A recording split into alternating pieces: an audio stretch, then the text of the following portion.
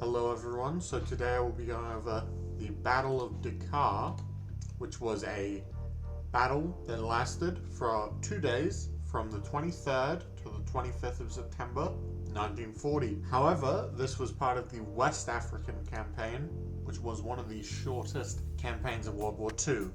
Now let's see who fought here. As per usual, we will be starting off with the Allies. First up, we have the French/Free French forces and the British Empire, as well as Australians, but they did not send troops, they were simply naval support. And then the Axis, which is the Vichy French, and that is it. Just the Vichy French.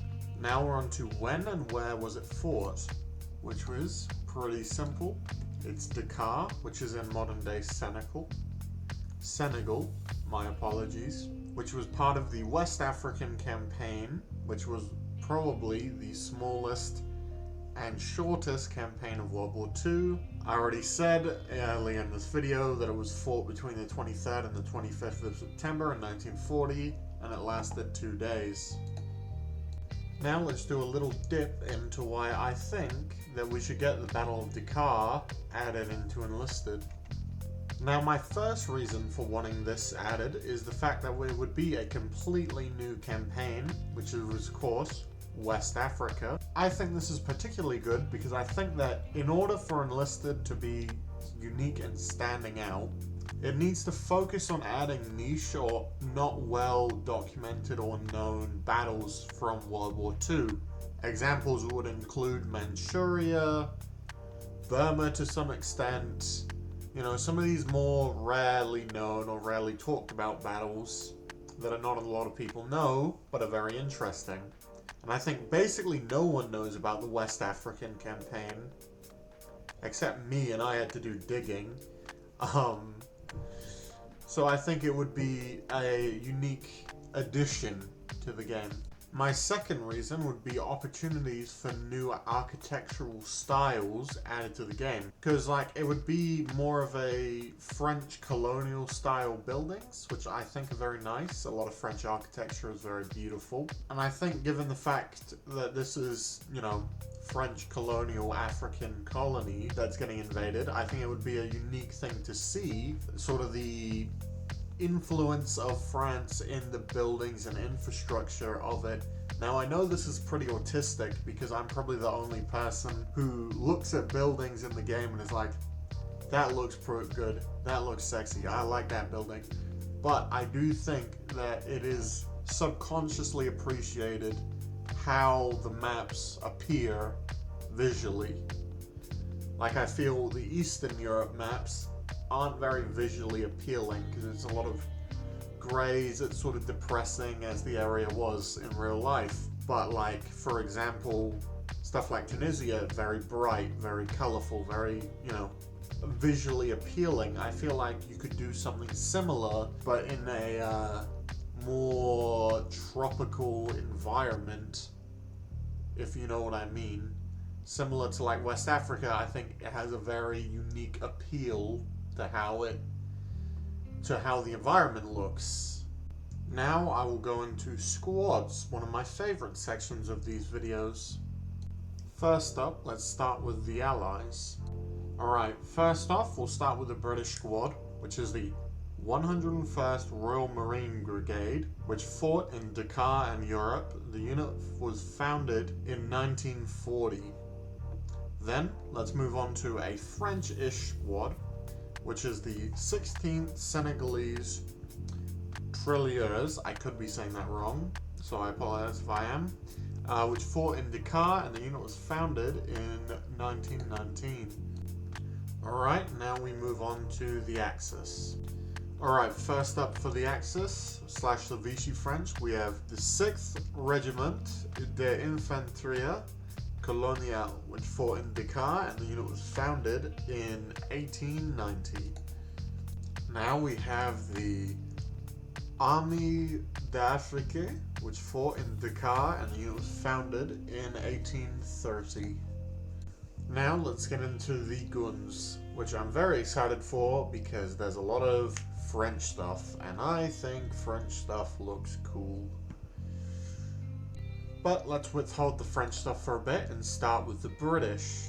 Right, so the first thing, I know that there wasn't tanks in this battle. However, I think that tanks are always nice to have in updates, as well as I just want to learn more about vehicles. So I've put on the Valentine Mark III. I think this would make a good addition, as it's another British tank. The usual goes for it though.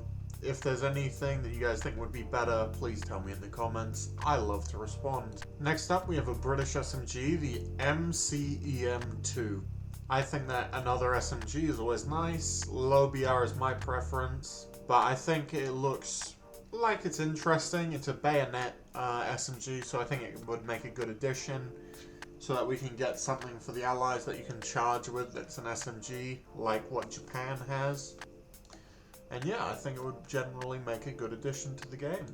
Now it's France time, starting with the Free French, and then after that I will announce when I do the Vichy French. It's all French stuff, and I believe it should be interchangeable though. Alright, first up for the Free French, we have the Mars 38, a French SMG. It's already in the game for the Germans, however I think giving it to the Free French makes a lot of sense. Alright, another port from the German faction / tech tree is the Mars 36, which was a standard rifle of the French military, and I believe it was a very nice rifle in real life, and it is nice to shoot, I can confirm. But I think that this would make a good addition because it is the standard French rifle. It's also a nice rifle. I think it looks good. And yet again, it would be an easy thing to give to a French faction or a French sub-tree on the Allies faction. Now we have a French tank, the Renault FT. This is, in my opinion, a very pretty looking tank, and also a very iconic French tank that I think should be added to the game. But yeah, I think it's cool personally, and I would love to know how you guys feel about it. Now I'm going on to the Vichy French stuff, but I believe that the French tech tree should be one tech tree, and that you will either be Vichy French or regular French, just randomly, like depending on what map you're on, or just it randomly decides which team you'll be on, Allies or Axis. Alright, first up we have the STA 1922. While looking like a Mars 38, it is different. It is a earlier prototype, I believe, from maybe a different company. I don't know too much about this rifle, but I think it looks very pretty.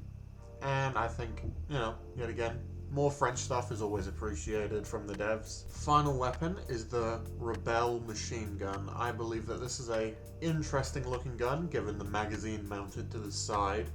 And yeah, that is it for this video though. It's gone in a bit longer than I like to keep it, but I wanted to get a good amount of stuff done for this video. So thank you everyone for watching. Big shout outs to Slacker, Squirrelsy, Ian from Forgotten Weapons, CSR Arsenal, and the other enlisted community, I guess, but mainly those guys because they've all helped me in the development of this video and of this channel with being Squirrelsy and Slacker. So yep, thank you for watching and have a great day.